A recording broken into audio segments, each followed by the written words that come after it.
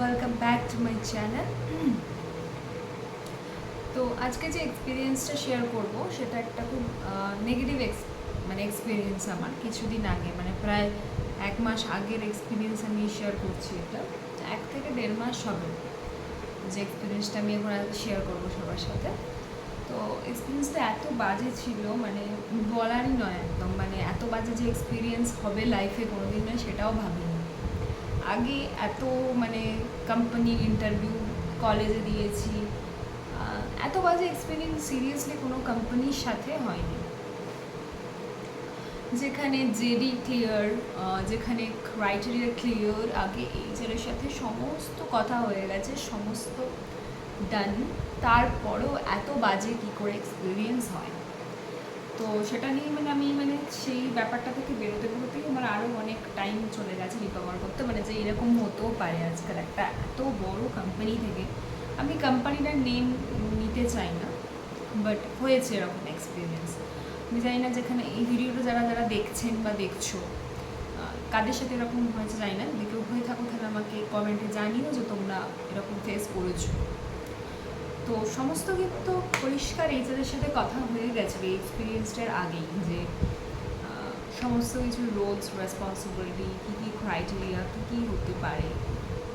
তারপরেও কী করে মানে ইন্টারভিউ প্যানেলে গিয়ে, এটা তো তোমাদের একটা বাজে এক্সপিরিয়েন্স শেয়ার করছি, তোমাদের সাথে আমি আরও একটা বাজে এক্সপিরিয়েন্স ইন্টারভিউ রিলেটেড শেয়ার করব। তো প্রথম বাজে এক্সপিরিয়েন্স যেটা বলছি সেটা আজকেতে কভার করি, নেক্সট দিন আরেকটা বাজে এক্সপিরিয়েন্স অবভিয়াসলি শেয়ার করবো, ডেফিনেটলি শেয়ার করবো। মানে এই জিনিসটা কী বলবো, ভাবার বাইরে যে এরকম এত বাজে এক্সপিরিয়েন্স হবে, ভাবতেও পারে। যেখানে সমস্ত জিনিস কিন্তু ক্লিয়ার আগে থেকে বলা হয়েছে, তারপরে কি করে ইন্টারভিউ প্যানেলে গিয়ে ইন্টারভিউয়ার এই জিনিসটা করতে পারে, সেটা তো আমি ভাবতেই পারছি না যে এটা হতে পারে, কিন্তু হয়েছে। তো যথারীতি কোনো কোম্পানির নাম আমি করছি না এখানে। তো যে জিনিসটা হয়েছিল কি, তো সানডেতে আমার কাছে কল এসেছিলো। তো এই ধরনের এমএনসিগুলো জেনারেলি সাধারণত শনি রবি ছুটি থাকে, সানডে নয় স্যাটারডে এসেছিল কল। তো শনি রবি ছুটি থাকে, আমার কাছে স্যাটারডে কল এসেছিল যে তোমার প্রোফাইল আমি সিলেক্ট করছি আমাদের একটা নির্দিষ্ট প্রোফাইলের জন্য, যাই হোক সেটা যে প্রোফাইলই হোক, সেটা এখানে আলোচ্য বিষয় নয়, যে প্রোফাইলের জন্যই হোক না কেন। তো প্রথমে আমাকে কল করা হয়েছিল ফ্রম এইচআর। তো এইচআর কল করেছিল, দিয়ে বলছে যে এবং প্রোফাইলের সাথে সাথে আমাদের রিকোয়ারমেন্টগুলো ম্যাচ খেয়েছে। তো সেই মুহূর্তে সে যা বলছিল, ইনসাইড যা বলছিল তাতে কিন্তু আমারও রিকোয়ারমেন্টসগুলো ম্যাচ খেয়েছিল। শুধু একটা জায়গায় ম্যাচ খাচ্ছিল না, সেটা হচ্ছে সেই এইচআরটা বলছিল যে এখন অ্যাজ অফ নাও তাদের কারেন্ট কোম্পানি হাইব্রিড ওয়ার্কিং মডেলটা ফলো করছে না। আর আমার ওটা একটা প্রেফারেন্স ছিল কি হাইব্রিড মডেলটা থাকতে হবে, আদারওয়াইজ সেই কোম্পানি প্রেফারেন্স আমার কাছে নেই। তো এরকম হয়েছিল। তো আমি বারবার এইচআরকে ফোর্স করছিলাম যে দেখুন না, হাইব্রিডটা যদি দেন তাহলে আমি ডেফিনেটলি আপনার ইন্টারভিউতে অ্যাপ্লাই করবো এবং আমি রাজি আছি আপনার কোম্পানি জয়েন।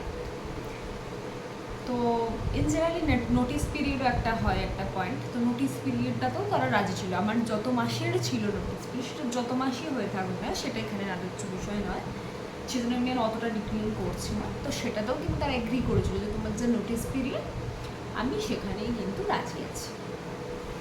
তো যেহেতু হাইব্রিড, এই মতটা আমার সাথে তার মিল ছিল না এইচআরের সাথে, তো সেই সময় হলো না ফোনটা আর কি। সেই বললো যে না, আমরা এই মুহূর্তে কোনো প্রজেক্টেই নাকি, অথচ আমি কিন্তু পারিপার্শ্বিক অনেক সেই সেম কোম্পানিতে জব করে এরকম খবর নিয়েছি, তাদের কিন্তু আরামসে হাইব্রিডে করছে, ইভেন তাদের কাছে অফিস যাওয়াটা কোনো ম্যাটারই নয়।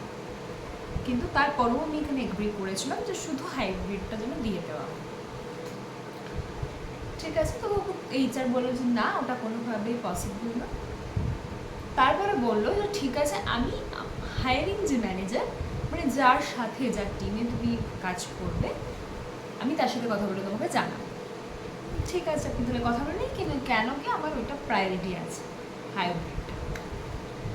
তো যাই হোক, তো তো হয়ে গেল শনিবারের গল্প। তারপর আমরা শনিবার ঘুরতে গেছি, পার্টি করতে গেছি, অনেক কিছু হয়ে গেছে স্যাটারডে, যাই হোক, তো ভুলেও গেছি।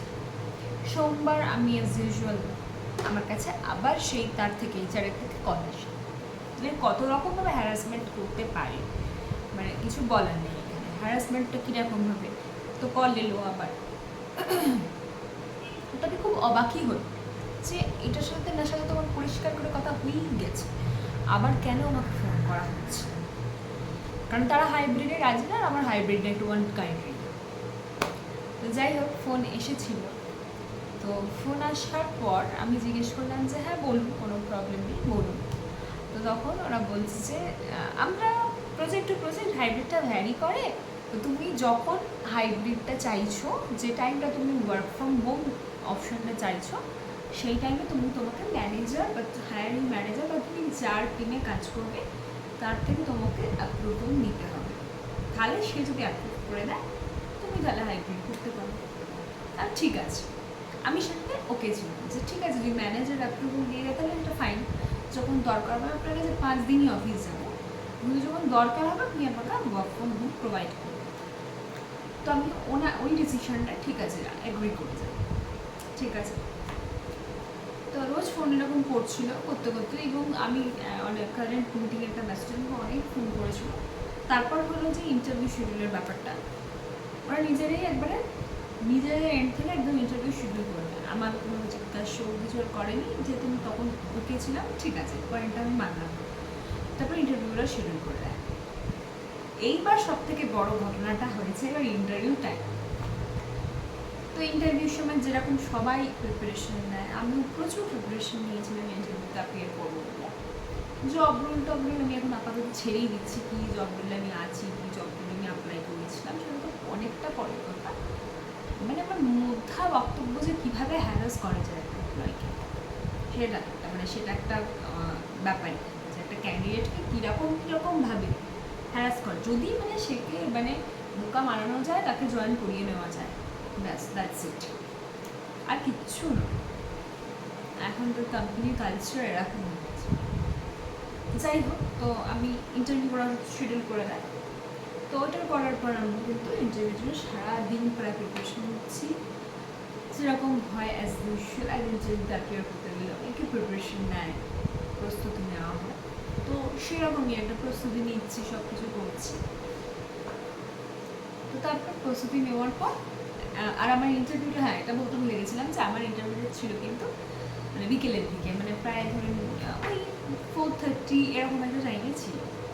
সারা দিনটা আমার বেস্ট, আমি সারাটা দিন ওই পড়াশোনা নিয়েই ব্যস্ত ছিলাম। ঠিক আছে, পড়াশোনা খারাপ তা বলছি না, অন্য কাজ আমি কিছু করছি না, আমি সেটার পিছনে এতটা টাইম দিচ্ছি, আমি কিছু তার আউটপুট রেজাল্ট।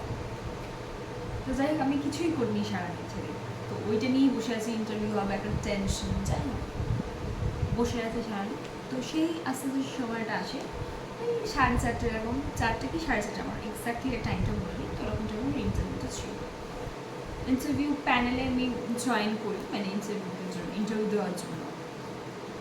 যিনি ম্যানেজার ছিলেন তার বিহেভিয়ার, মানে সে প্রথমে কী করে, মানে ইন্টারভিউ প্যানেলে কেউ নতুন এলে ফার্স্টে কিন্তু তার ইন্ট্রোডাকশন দেওয়া হয়। এতদিন আমি সেটাই দেখে এসেছি, কলেজ ইন্টারভিউ দিয়েছি, আরও অনেক কোম্পানিতে ইন্টারভিউ দিয়েছি। যাই হোক, যে জয়েন করায় তার ইন্ট্রোডাকশন ফার্স্ট নেওয়া হয়, যে ইন্টারভিউটা কিন্তু করা হয়। আর সে ইন্টারভিউটাতে মানে আমি জানি না, মানে তিনি কী, মানে ম্যানেজার কী ম্যানেজ করেন টিম, মানে আমার কোনো আইডিয়া নেই, এতই রুড বলার নয়। উনি এসে নিজের বক্তব্য রেখে যাচ্ছে সবাই, নিজের ফার্স্টে এসে মানে এতটা অহংকারী মানে লাগলো আমার দেখে, মানে ভিডিওটা তো একদমই ভালো লাগেনি তার। মানে সে নিজের ইন্ট্রোডাকশন ফার্স্টে সে নিজেই দিচ্ছে, যে তুমি দাঁড়াও আগে, আমি কে, তোমাকে আমি বলে দিই, এরকম একটা অ্যাটিটিউড। তিনি তার ইন্টারভিউ তখনও মানে just good afternoon good evening করে ছেড়ে দিয়েছিলেন, যে okay sir you can continue. So তারপরে কি হয়, সে তার নিজের ইন্ট্রোডাকশন শেষ করে, মানে দেয় আমার। তো ঠিক আছে, চলো, নিজের ইন্ট্রোডাকশন দিচ্ছে, ভালো, শুনে নিলাম।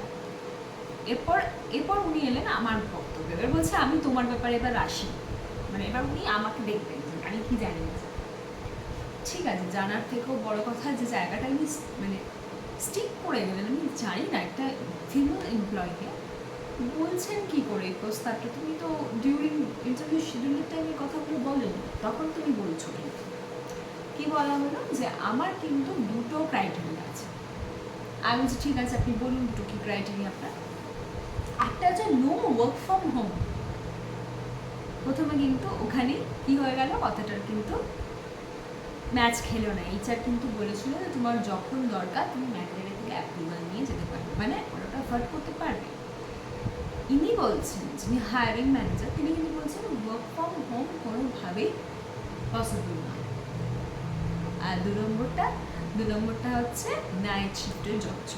তো নাইট শিফটের জব, 5 দিন করে অফিস, তোমাকে অফিসে যখন বলবো তখন তোমাকে প্রেজেন্ট থাকতে হবে। আপনার তো শুরু তো ঠিক আছে, ওনার এই ক্রাইটেরিয়াটা থাকতে পারে। তো ডিউরিং স্ক্রিনিং প্রসেস কেন এটা জানানো হলো না, আমার বক্তব্যটা এটা। এক সপ্তাহ মানে প্রায় এক সপ্তাহের মতো এই জিনিসটা কেন চললো। লাস্ট স্যাটারডে থেকে আমি শুনছি যে আমার একটা ইন্টারভিউ হবে, আমি অনেক রকম স্বপ্ন করছি, অনেক রকম আশা করছি, কিন্তু তার জন্য একটা এফার্ট দিচ্ছি, সময় দিচ্ছি, সব থেকে বড় কথা তার আউটপুটটা এটা একটা ইন্টারভিউ এক্সপিরিয়েন্স হয়েছে। আর রিসেন্টলি আরও একটা ইন্টারভিউ এক্সপিরিয়েন্স, সেটা নেক্সট ভিডিও ডেফিনেটলি তুলে ধরবো। আপনারা বা তোমরা যারা ভিডিওটা দেখছো জানা খুব দরকার। মানে আমি কোম্পানির নাম আর নিচ্ছি না, বাট খুব ফেমাস একটা কোম্পানি, আর এমএনসি ফেমাস কোম্পানি থেকে এই আউটপুটটা আমি পেয়েছি কিছুদিন আগে। কোনো কোঅর্ডিনেশন নেই between HR and the hiring manager. HR এক সাইডে, হায়ারিং ম্যানেজার এক সাইডে, দুজন কিন্তু দুদিকে, কোনো কোঅর্ডিনেশন নেই, দুজনে দুরকম কথা বলছে। সেখানে আবার আমাকে বলছে যে আমার দুটোই কন্ডিশন, তুমি যদি এইটাতে মানে এগ্রি করো, কোনো নেগোসিয়েশন নেই, তুমি যদি এই দুটো কন্ডিশনে এগ্রি করো তবেই আমি তোমার ইন্টারভিউ নেবো, নালে নেবো না। ওনার এই কন্ডিশনটা কিন্তু পুরো পরিষ্কার যে আমার দুটো কন্ডিশন আছে, 5 days অফিস, আর তোমাকে কিন্তু নাইট শিফট যখন বলবো তখন তোমাকে অফিসে প্রেজেন্ট থাকতে হবে। তুমি যদি এটা এগ্রি করো তাহলেই তোমার ইন্টারভিউ হবে, আদারওয়াইজ ভাবুন।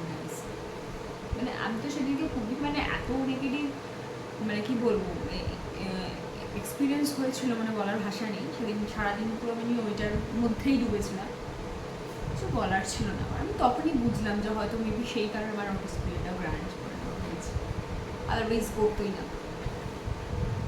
তো এই হচ্ছে ব্যাপার, এই হচ্ছে যুগের সাথে মানে কি যে না কি আর দেখতে হবে, কিছু জানা নেই, শোনা নেই। তো খুবই বাজে এক্সপিরিয়েন্স গেছিলো। মনে হয় একবার শেয়ার করে দিই। তো তোমরা যারা চাকরি জগতে রয়েছো, যারা এরকম কোম্পানি চেঞ্জ করার কথা ভাবছো, তারা এগুলো মাথায় রেখে একদম এইচআরের সাথে ক্লিয়ার কাট কথা বলবেন। বেসিক্যালি যারা এমএনসির জন্য করছো, এমএনসিতে অনেক প্রজেক্ট নাইট শিফটে চলে, কিন্তু ক্লায়েন্ট থেকে বাইরে। তো এটা কিন্তু ফার্স্টে ক্লিয়ার করে নেওয়া দরকার যে আমাকে যেন ইন্টারভিউ প্যানেলে গিয়ে হ্যারাস না, অ্যাটলিস্ট ইন্টারভিউটা তো হোক। তো তার জন্য আমি আমার এক্সপিরিয়েন্সটা শেয়ার করে দিলাম, আশা করি তোমাদের খুব কাজে লাগবে।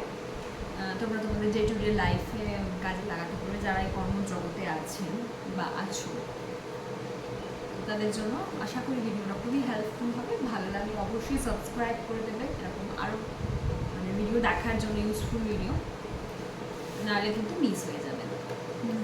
আজকের মতো বাই, সবাইকে শুভরাত্রি।